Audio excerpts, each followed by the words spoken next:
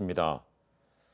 네, 지금부터는 콜센터 얘기 좀 해보겠습니다. 100명이 넘는 확진자가 발생한 구로 콜센터 확산세가 제주에도 혹시 영향을 끼칠 수 있다는 우려가 나오고 있습니다. 이 확진 판정을 받은 콜센터 직원 2명이 최근 제주를 방문한 여행한 사실 밝혀졌죠, 최담비 네, 변호사님. 맞습니다. 그러니까 네. 앞서서 확진자 중에 한 명이 제주도를 당일치기 네. 여행을 했다라는 것이 알려졌는데요. 그 확진자 이외에 또 다른 한 명이 제주 여행을 한 것으로 조사가 됐습니다. 예. 제주도는 처음에 이 확진자 중에 한 명이 여행을 했다라는 것을 안 이후에 역학조사를 실시 중이었는데 역학조사를 실시하는 과정에서 이 또 다른 직원이 지난 7일과 8일 1박 2일 일정으로 제주도를 여행했다는 사실을 양천구 보건소로부터 통보받았다라고 알려졌고요. 네. 또 다른 확진자 같은 경우는 12일 확진 판정을 받았고 확진 판정을 받기 전에 여행을 한 것으로 알려졌습니다. 이 1박 2일로 여행을 했던 이 직원 같은 경우에는 가족과 함께 이제 7일에 김포발 대한항공편을 이용해서 입도를 했고요. 렌터카를 빌려서 서귀포 일대를 여행하고 네. 그 다음 날에는 검은 오름과 김령을 거쳐서 여행을 했다라고 알려져 있는데 다만 여행을 하는 대부분은 마스크를 착용했다라고 네. 밝혔습니다. 그래서 이 알려진 이후로 이제 조사도 이제 진행이 되고 있는데요. 자체 제주도에서는 아직 오늘 이제 브리핑에서는요. 그 확진자가 현재까지는 없는 걸로 나왔는데요.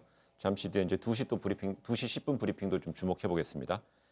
근데 이런 가운데 구로 콜센터 확진자 가운데 일부는 지난달 말부터 의심 증상이 나타났다고 합니다.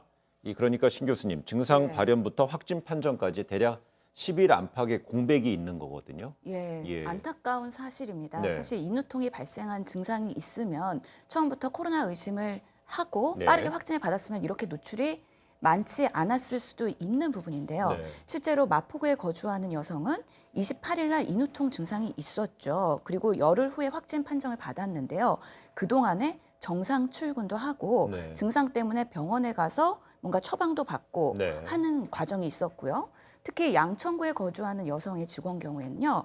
29일 날 의심 증상이 나타났다는 겁니다. 네. 하지만 근무도 했고 특히 지하철과 버스를 타고 출퇴근을 했고요.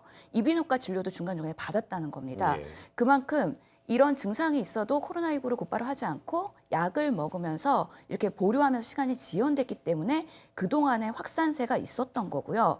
그 사이에 뭐 장례식장을 가거나 네. 회식을 하거나 그런 경우도 있었다고 하니 이런 증상에 대한 문제의식이 너무 약했던 거 아니냐 하는 우려가 있는 부분인데요. 지금 콜센터의 그런 근무상을 보면 하루 종일 목을 쓰지 않습니까? 네. 그렇기 때문에 이분들이 호흡기가 되게 약하고 평소에도 감기가 흔하게 걸리고 그렇기 때문에 이번에도 발생한 인후통에 대해서는 크게 문제의식이 없었던 것 같다는 아쉬움이 있습니다. 네. 이런 결과로 인해서 지금 역학조사를 통해서 이 코리아 빌딩 방문객 조사 기관을요. 네.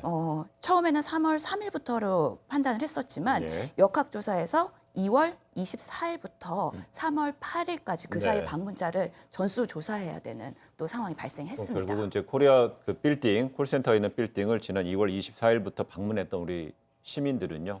이런 소식은 좀 잘 예. 알아야 될 것 같고요. 예. 예. 근데 이제 보다 근본적인 문제가 있는 것이죠. 그러니까 노동자들이 근무 환경 자체가 굉장히 열악한 겁니다. 네. 그러니까 아파도 아프다고 말할 수가 없는 환경이었던 거죠. 그러니까 대부분 콜센터가 외주나 아니면 하청을 받아서 일을 하는 상황이거든요. 예. 거기에 콜센터에 일하는 근무 직원들은 급여 수준도 굉장히 낮고 대부분 뭐 그 고용 형태가 굉장히 안 좋은 방향으로 가 있기 때문에 네. 직원들이 만약에 내가 아프다고 얘기를 해버리면 그걸 누군가가 대체하기도 어려운 상황이고 또 그 회사에서 계속 근무할지도 장담하기 어려운 상황이기 때문에 말할 수가 없었다는 예. 거죠. 그러니까 그런 이제 기본적인 근무 환경 자체에 문제가 있었고 거기에서 직원들이 예를 들어서 어떤 증상이 발현됐을 때 그때 회사에서 빨리 격리 조치를 하거나 아니면 집에서 쉬도록 해야 되는데 네. 그런 조치를 또 취하지 않았다는 게 더 문제가 아닌가 생각합니다. 그렇습니다.